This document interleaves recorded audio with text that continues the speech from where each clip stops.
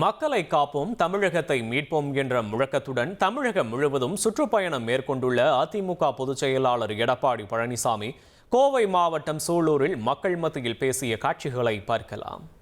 இன்றைக்கு இந்த பகுதி கைத்தறி, விசைத்தறி, விவசாயம் மூன்று தான் பிரதான தொழில். அனைத்து இந்திய அண்ணா திராவிட முன்னேற்றங்களை ஆட்சி இருக்கின்ற வரை இந்த மூன்று தொழிலும் பாதுகாக்கப்பட்டு இந்த மூன்று தொழில் ஈடுபட்டுகின்ற அத்தனை பேரும் மகிழ்ச்சியோடு வாழ்ந்த காலம் அதிமுக ஆட்சி காலம். இன்றைய தினம் இந்த ஆட்சியாளர்கள் இந்த மூன்று தொழில் அக்கறை காட்டாத காரணத்தினாலே இந்த தொழில் படிப்படியாக சரிவை சந்தித்துக் கொண்டிருக்கின்றது. இந்த பகுதியில் இருக்கின்ற நம்முடைய நெசவு செய்யும் விசைத்தறி தொழிலாளர்கள் கூலிக்கு நெசவு செய்கின்றவர்கள், அவர்களுக்கு கூலி உயர்வு கேட்டு ஒரு மாதம் தொடர்ந்து போராட்டம் நடத்தினார்கள். சட்டமன்றத்தில் மரியாதைக்கு எஸ்பி வேலுமணி அவர்கள், உங்களுடைய சட்டமன்ற உறுப்பினர் அறிவிச்ச கந்தசாமி அவர்கள், கோவை மாவட்டத்தில் இருக்கின்ற அனைத்து சட்டமன்ற உறுப்பினர்கள் உங்களுக்காக சட்டமன்றத்தில் குரல் கொடுத்து கவன ஈர்ப்பு தீர்மானத்தை கொண்டு அரசனுடைய கவனத்திற்கு கொண்டு போனோம். அதுக்கு பிறகுதான் இந்த அரசாங்கம் இந்த கூலி உயர்வுக்கு தீர்வு காணப்பட்டது என்பதை நேரத்தில் குறிப்பிட விரும்புகின்றேன். அதே போல கைத்தறி நெசவாளர்கள் அவர்கள் பல பேர் ஏழைகளாக இருக்கின்றார்கள், வீடு இல்லாம இருக்கிறாங்க.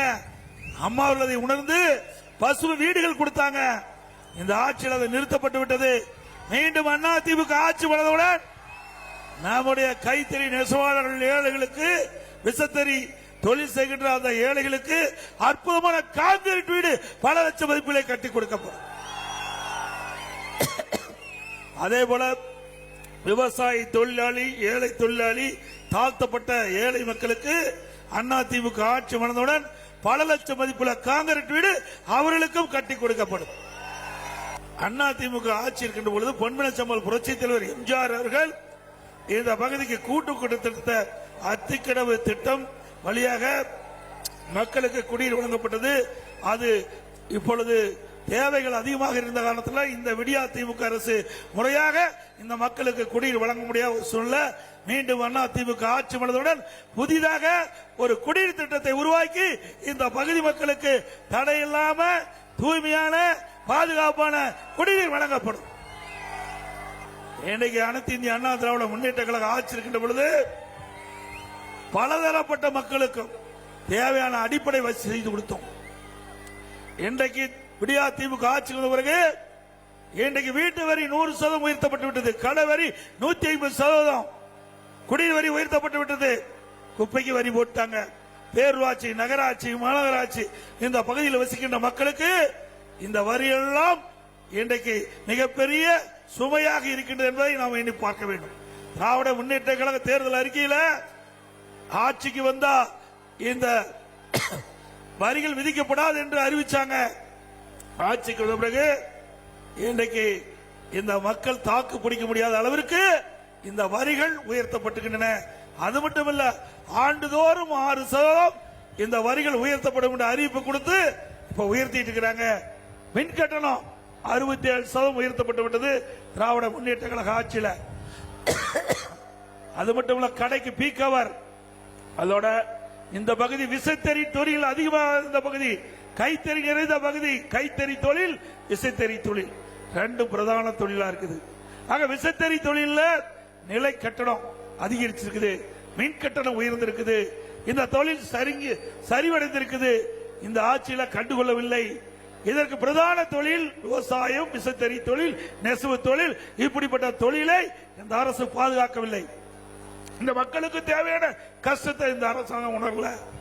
ஆனா அதிமுக ஆட்சிக்கு பிறகு இன்றைக்கு காலையில் கலந்துரையாடல் நிகழ்ச்சியில் இந்த விசைத்தறி தொழிலாளர்கள் பிரச்சனை, விசைத்தறி உரிமையாளர்கள், கூலிக்கு நெசவு செய்கின்ற அந்த உரிமையாளர்கள், தொழிலாளர்கள் அத்தனை பேரும் அவளுக்கு ஏற்படுகின்ற இன்னல்கள், துயரங்கள், துன்பங்கள், வேதனைகள் எடுத்து வச்சாங்க.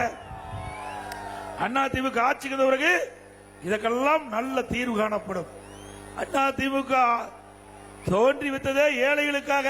பொன்மனச்சம்பல் புரட்சி தலைவர் எம்ஜிஆர் இந்த மக்களுக்காக இந்த இயக்கத்தை துவங்கினார். மக்கள் துன்பப்படக்கூடாது, மக்கள் மகிழ்ச்சியோடு வாழ வேண்டும், அவர்களுக்கு அடிப்படை வசதி முழுவதும் செய்து கொடுக்க வேண்டும், அவர்கள் தொழில் சிறக்க வேண்டும். அதுதான் அதிமுகவுடைய லட்சியம்.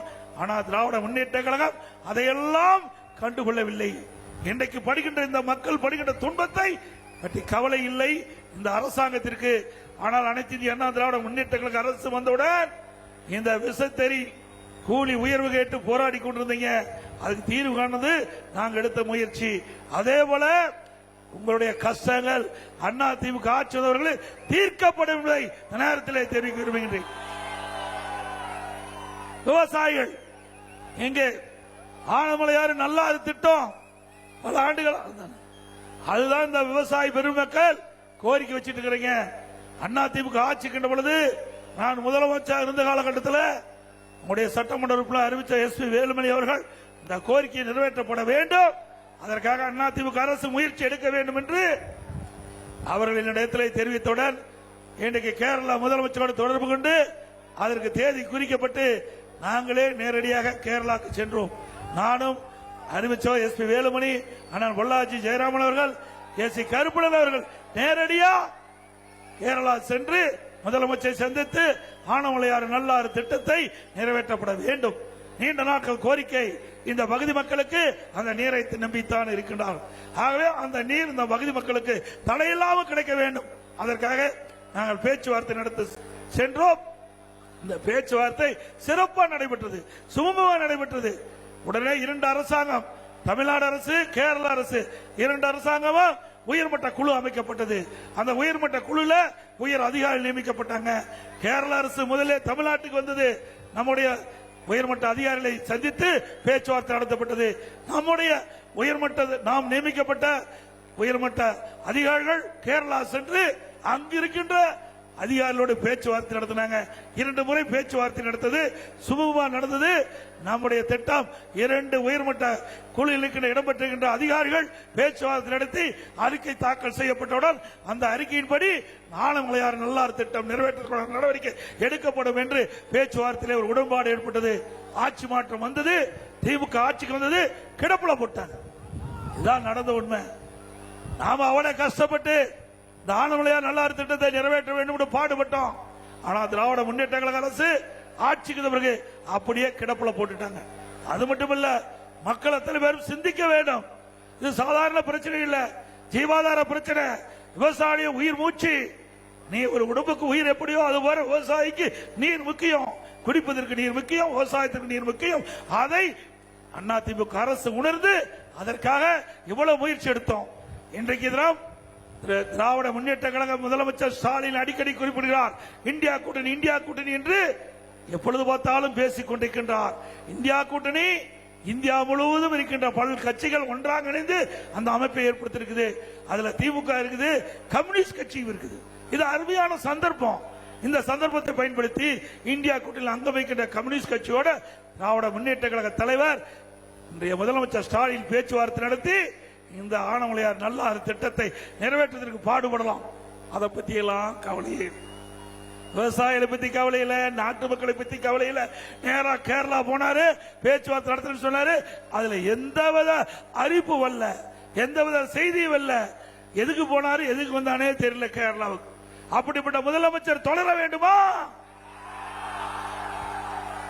எவ்வளவு நாங்க கஷ்டப்பட்டு இந்த ஆனமலையார் நல்லாறு திட்டத்தை நிறைவேற்ற வேண்டும் என்று விவசாயிகளுடைய பல ஆண்டுகளாக விவசாயியுடைய கனவு நனவாக வேண்டும் என்ற ஒரே அடிப்படையில் தான் நாங்க கேரள அரசோடு பேச்சுவார்த்தை நடத்தினோம். இந்த அரசு உண்மையிலேயே விவசாய மக்கள் மீது அக்கறை இருந்தால், இந்த நாட்டு மக்கள் மீது அக்கறை இருந்தால், நாங்கள் தொடர்ந்த பேச்சுவார்த்தை தொடர்ந்து நடைபெற்றிருந்தால் இந்த காலகட்டத்துக்குள்ள, இந்த 4 ஆண்டுக்குள்ள ஆனமலையார் நல்லாறு திட்டத்தை நிறைவேற்றிருக்கலாம்.